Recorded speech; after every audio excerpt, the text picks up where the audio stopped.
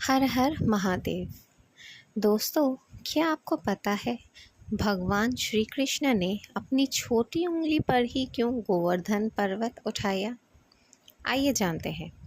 वैसे तो हम सभी जानते हैं कि भगवान श्री कृष्ण ने गोवर्धन पर्वत को इंद्र के मद को भंग करने के लिए उठा लिया था। अब इसका दूसरा कारण भी समझ लेते हैं और उसका सार भी। जब भगवान श्री कृष्ण गोकुल वासियों को इंद्रदेव के प्रकोप से बचाने के लिए गोवर्धन पर्वत उठाने वाले थे, तो उन्होंने अपनी उंगलियों से पूछा कि वे किस पर यह पर्वत उठाएं। सबसे पहले अंगूठा बोला, मैं नर हूँ, बाकी उंगलियाँ तो सब नारी रूप है, अतः आप पर्वत मुझ पर उठाएं। फिर तर्जनी बोली, किसी को यदि चुप कराना हो या कोई संकेत देना हो तो मैं ही काम आती हूँ, इसलिए आप केवल मुझ पर ही पर्वत उठाए।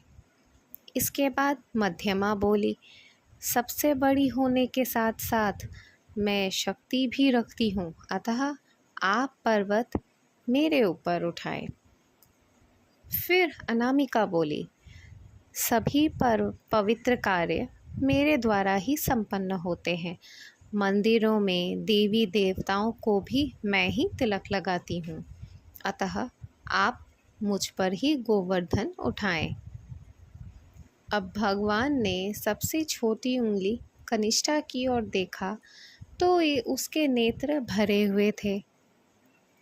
वह भरे हुए नेत्रों के साथ बोली, भगवान, एक तो मैं सबसे छोटी हूँ, मुझ में कोई गुण नहीं है, मेरे कहीं उपयोग भी नहीं होता, मुझ में इतनी शक्ति भी नहीं कि मैं पर्वत उठा सकूं।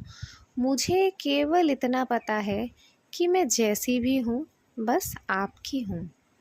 छोटी उंगली की बात सुनकर भगवान श्री कृष्ण प्रसन्न हो गए और बोले कि कनिष्ठे, मुझे विनम्रता ही तो पसंद है।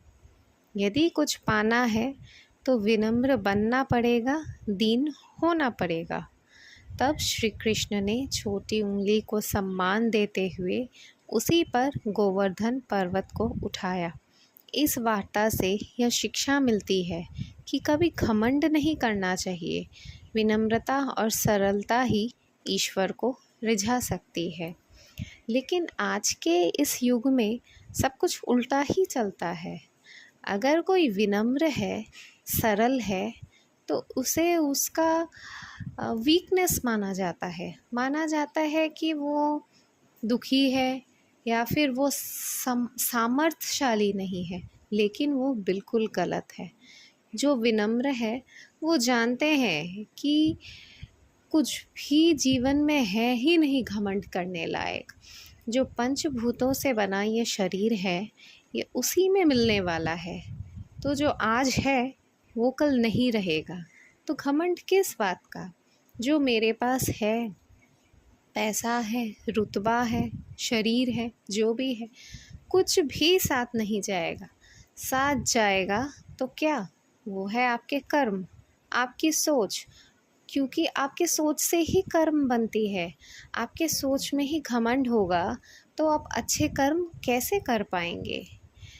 जीवन में आपने किसी के लिए कितना अच्छा किया, वही मायने रखता है।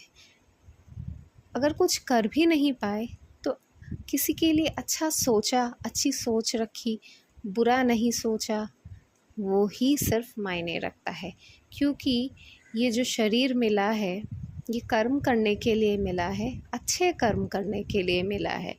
लेकिन इस शरीर का भी हम घमंड नहीं कर सकते। जो कुछ भी है, कुछ नहीं बचेगा, हर चीज़ मिट्टी में मिल जाएगी। तो जब हर चीज़ मिट्टी में मिलने ही वाली है, तो हम उसका घमंड क्यों करें? तभी तो हम ईश्वर के और निकट जा पाएंगे। आज के लिए इतना ही। वीडियोस को लाइक करें, सब्सक्राइब करें और कमेंट करें। हर हर महादेव।